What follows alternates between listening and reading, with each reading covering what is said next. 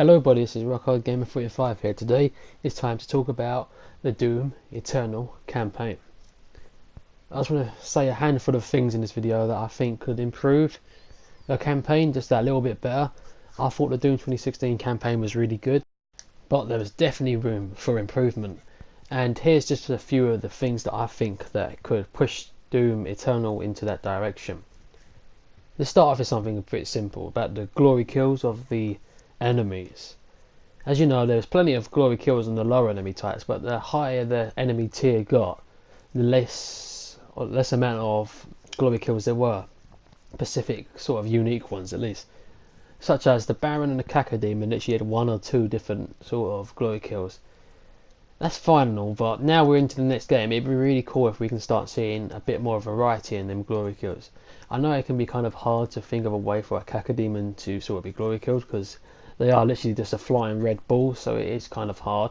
But there are definitely other ways. But talking about the Baron, since we know he's got these new swords, we can actually use them against him and, you know, decapitate him with his own sword. That's something Doomguy would do.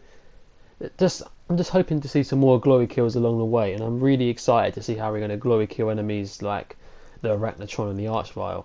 That'd be really cool, just to finally rip an Archvile in half. Another thing I'd like to see in a campaign is actually a longer one. They sort of made it out to be a lot longer to what they actually was. I mean, on the first playthrough, I didn't find everything, but I did finish it in just like 5 or 6 hours, I think, 6 or 7 hours, something like that. It was quite short. The problem was the levels are nice and decently long. It's just that there was not many levels. There was like 13, I believe, or 12 or 13 or something like that. And that's not a lot of levels when you compare it to the original games when there's about 30. Once again, yes, the levels are longer, but still, it's just nice to have them extra levels. I hope they bring that level number up to 20 in the new game.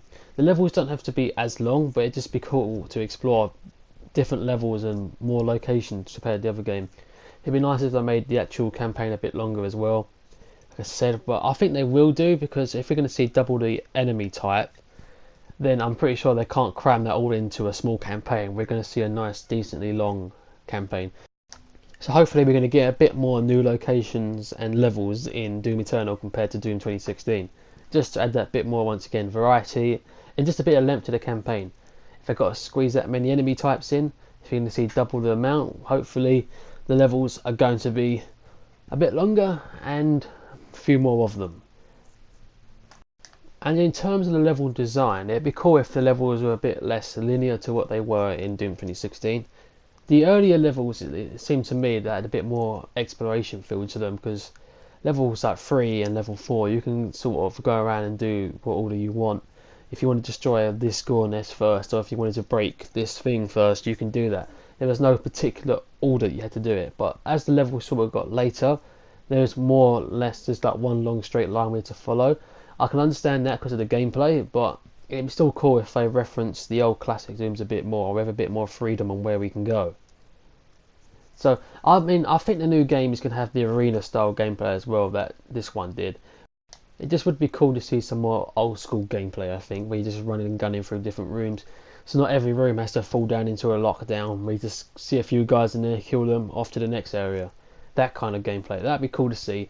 But I'm expecting the arena style gameplay as well to come back, which I thought in Doom 2016 was really cool. It was fun. It still had that fast paced action of Doom, just a little bit more of a modern twist, I guess you could say. Or maybe even something like a Serious Sam sort of twist, where you have to fight these massive army before you can move on to the next area. And I'm also kind of hoping that they change the difficulty settings a bit. This is just probably something that I personally would like, but to keep with the old theme, I would love to see an extra difficulty that allows or affects the monster changes, a monster account as well.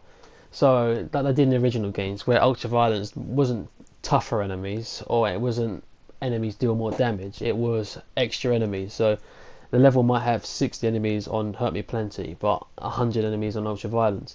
That's my kind of difficulty change. That's what I loved about the original games. It gave me a purpose to really play through it again. The new Doom did. I kind of like playing through it on the tougher difficulties. I'm doing the Nightmare Run now, but it's just not the same for me. But I think there's ways they can work around both of this to keep both the themes, like 2 different difficulty selections. So one of them changes the enemy count, and the other one changes the enemy difficulty. That'd be something that I would like. So classic Doom and Modern Doom sort of combining together. So we can have, say, if you wanted less demons, but you wanted like a low demon count, but you wanted them on extra hard, so you can have only a few enemies on each map, but them enemies can really destroy you. Or you can have it the other way around. You can have hundreds of enemies on one map, but their damage is quite low, so you can sort of survive and play more hardcore with them. Really, we're stuck in the middle of a whole army with like your shotgun, that kind of thing. So you can mess around with the difficulty a bit, so that way everyone's kind of happy in what's going on. Because the problem with Nightmare, so there's so many imps, I'm finding this, and the imps are the hardest enemy in the game in Nightmare because they're so kind of unpredictable. They throw their fireballs and they're so hard to sort of dodge sometimes because you just don't know what they're going to do. It kind of feels weird that an imp is more tougher than a enemy like a Hell Knight I've come across so far. I'm getting more trouble from the enemy, which is supposed to be one of the weakest in the game. Another thing to talk about in the Doom campaign is it's continuing the story from Doom. They said it's going to be a direct sequel, so I'm hoping everything is all going to plan. And of course, I'm pretty sure we're going to see Samuel Hayden in the game. It'd be really cool to see what he does. I would like to see an Icon of Sin final boss fight, or at least in the game. And I know a lot of other people think the same. I would not be disappointed if he didn't show up, just in case they were saving him for something else, or they just wanted to do a new fresh start and not have all the old demons returning. But I really want to see what the Icon of Sin actually looks like, because before he was just a head on a wall. We saw a Doom 3 mod, I believe, where he was still a head on a wall, and we saw a couple of Doom 2 mods about the same thing as well. Nothing brand new, so I want to see what he actually looks like and how big this demon actually is. If he's supposed to be like the demon spitter, or the top leader of hell kind of guy right there. I want to know what he does. I want to know how powerful he is. I want to see if he still spits his demons or he has even more powerful attacks. This is something I would like to see. I think we're going to fight Samuel Hayden at some point in the game as well, or maybe not even fight him, just kill him. I don't know. We're definitely going to see him at some point. If he's going to be a demon guy now, if he's going to be in charge of the demons, or if he's just going to be on his own little journey like he was in the other one, just kind of using Doom Guy, which kind of went against him.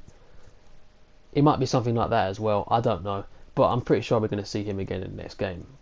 Another thing to talk about is, of course, are the Spider Mastermind and the Cyber Demon going to show up? Cyber Demon has got a better chance than the Spider Mastermind, of course, or the Hell Guards. Because the Mastermind was the boss, the final boss of the last game. The Cyber Demon just was a boss. And of course they were, but then again when you look at the classic Dooms, the Mastermind was the final boss in that game as well. So we could see these again, we could see, I'm pretty sure a Cyber Demon could be possible, but the Mastermind, it just doesn't feel like we're going to see that one again.